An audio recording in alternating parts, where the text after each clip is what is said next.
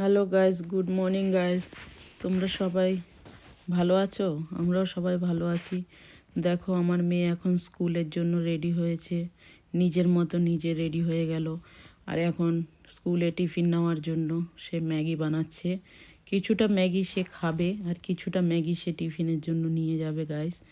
তোমরা সবাই দেখো, ও একা একাই নিজের কাজ নিজে করতে পারে, আমাকে কিছু করে দিতে হয় না। সকালবেলা একা একাই নিজে নিজে রেডি হয়ে যায়, নিজে নিজে রেডি হয়ে নিজের টিফিন নিজে বানায়, বানিয়ে নিয়ে চলে যায়। আমি ঘুমিয়ে থাকি গাইস। ও যাওয়ার সময় আমাকে শুধু বলে, মা আমি আসছি বলেই ও বেরিয়ে যায়। আর ও আসে বিকেল 5টায়। তারপর গাইস, আজকে সকালবেলা আমার মেয়ে দেখো টিফিন করে নিজে কিছুটা খেলো আর কিছুটা প্যাক করলো। সামনেই দেখা যাচ্ছে জলের বোতল, গরম জল নেয়। সকালবেলা স্কুলে যেতে হয়, 6:30টায় রেডি হয়ে তাকে স্কুলে যেতে হয়। সে বিকেল 5টার আগে স্কুল থেকে আসতে পারে না। এখানে অনেকক্ষণ স্কুল হয় গাইস, যার জন্য টিফিন ওকে একটু বেশি করে নিয়ে যেতে হয়। সকালবেলা উঠে একটু খেয়েও যায়, না হলে ওর মাথা ঘোরে বলছে, যার জন্য। আর যেদিন কিছু ভারী টিফিন করতে হয় সেই দিন আমিই করে দিই। ও নিজে একটু ম্যাগি করে নেয়।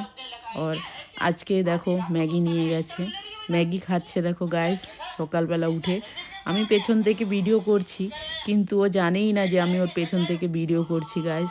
তারপর চলে গেলাম, আমার বরের আজকে খুব শরীর খারাপ, তাই জন্য আমি কি করলাম, রান্না বান্না করে তোমার 16 নম্বর বাস ধরে চলে গেলাম গাইস আমার বরের কাছে। হসপিটাল পৌঁছে গেলাম।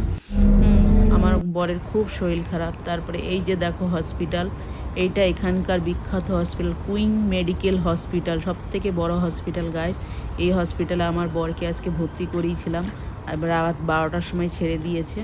তারপরে আমরা বাড়ির দিকে রওনা দিচ্ছি। তারপরে কি করলাম গাইস, আমরা উঠলাম। এই যে দেখো, এইখানে বাইরে থেকে ছবিটা নিলাম। কি সুন্দর দৃশ্য না গাইস। Tata, bye bye. ভালো লাগলে একটু কমেন্ট